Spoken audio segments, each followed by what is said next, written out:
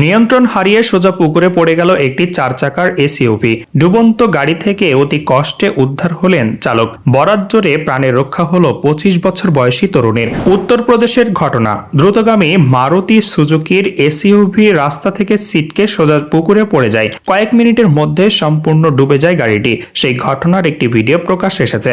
সমাজ মাধ্যমে প্রকাশ্যে আসা সেই ভিডিও দেখা গিয়েছে ডুবন্ত গাড়িতে আটকে পড়া চালককে উদ্ধার করতে স্থানীয় এক তরুণ পুকুরে নেমে পড়েন।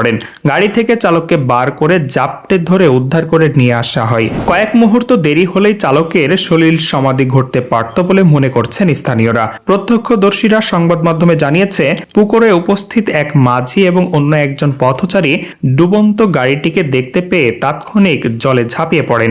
অসাধারণ দ্রুততায় গাড়ির কাছে পৌঁছে যান ওই মাঝি। সম্পূর্ণ ডুবে থাকা গাড়ি থেকে শিবনম নামের চালককে উদ্ধার করতে সক্ষম হন।